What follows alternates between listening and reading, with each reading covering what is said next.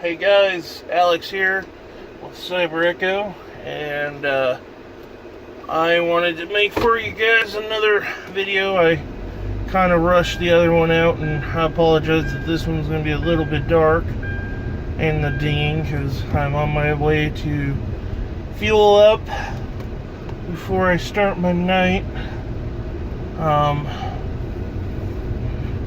for a drive-in Lyft, but I'll hit city limits here when I go to fill up.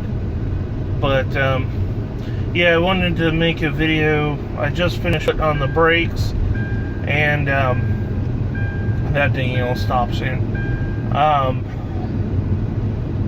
But I wanted to talk about kind of what you should expect from Lyft a little bit, just because the type of emails that I've been getting,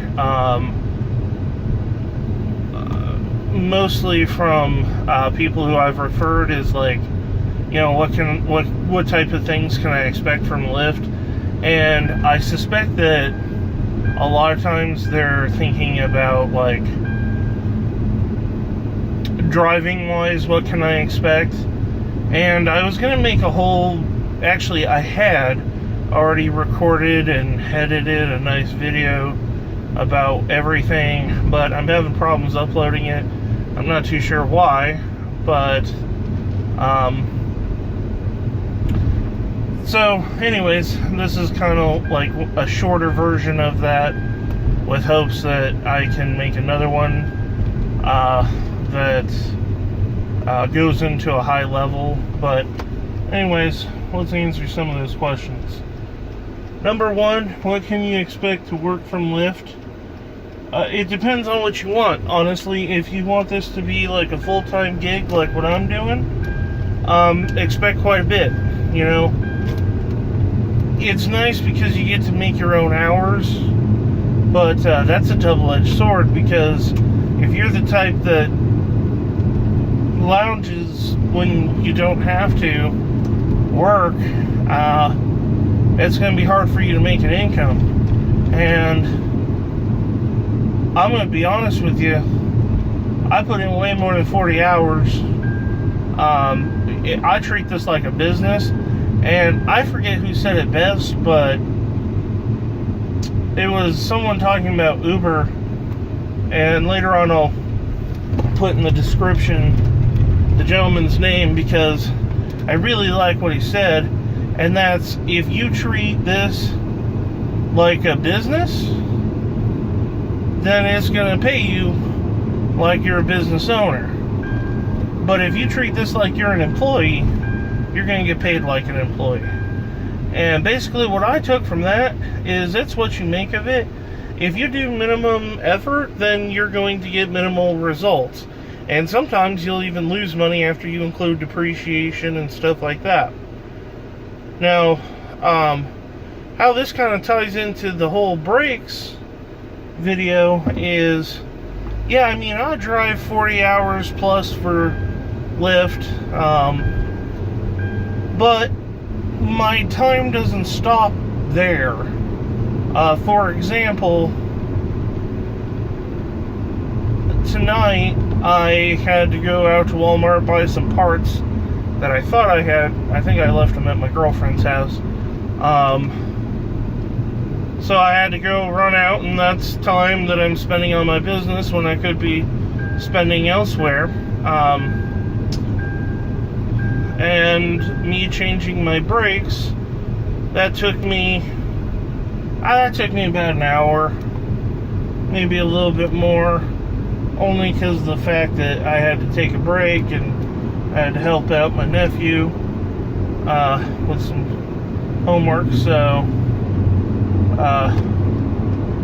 and I'm out of breath because I literally just finished doing it.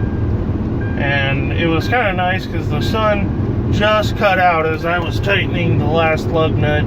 But even if it didn't, I got a headlamp, and you know, I know what I'm doing to the point where I can mostly go off a touch. But so yeah, I mean, I filed an LLC. That took me time. I save all my receipts. I use quite a few apps to help me towards the end of the year do my taxes, organization kind of stuff. I have a home office, and I even made myself some spreadsheets that I'll later on talk about, so that you can calculate, or so I can calculate, but I'm willing to share if people ask. It calculates the price of gas compared to an average, what I'm getting for a full tank, how many miles I'm doing, and my income, because that helps me realize if I'm doing runs right or if I'm doing something wrong, and it'll help me to correct it sooner than later. So that's huge, because part of the problem is you could be making really good money, but if you're not doing runs wisely, and by runs I mean picking people up and driving where you need to go and all that kind of stuff, if you're not doing it in an organized, methodical manner, well, that's going to suck for you. At the end of the month, you're just going to put on extra miles. You wasted gas that you probably shouldn't have had wasted. You know, there's a lot that goes into this, and it's not just the people complaining online about how, you know, Lyft isn't working for them. I suspect that a lot of that boils down to organization and thinking that they could just turn on the app and go and not really worry about anything else. Because that's going to burn you. Now, if I'm being completely honest, I don't think you're going to be a millionaire doing this. Unless if you live in somewhere, like I keep hearing people talk about how they made like $5,000 a month and, you know, all this kind of stuff, and that was their take home. But they're also in places like LA, and that's a little bit different than out here in Arizona. Now, don't get me wrong, the money potential is really good. I'm gonna be at around 4,500, but within my 4,500, my take home's probably closer to like 25, because, like I said, I created an LLC. I pay my business first. I pay my business savings second, so I can keep doing this. And now,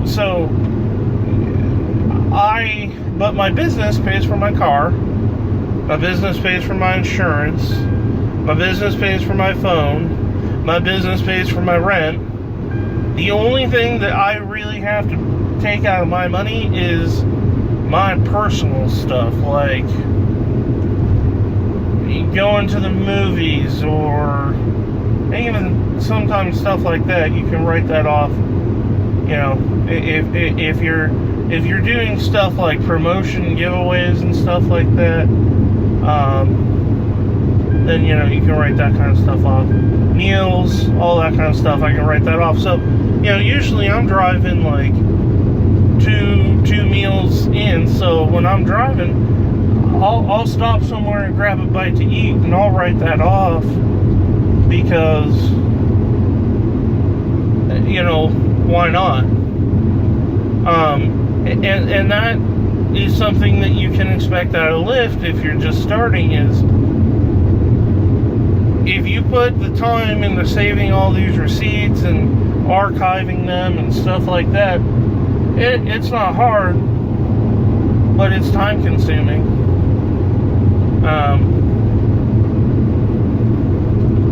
But I mean, at the end of the year, you get that refund, you feel pretty good, because, well,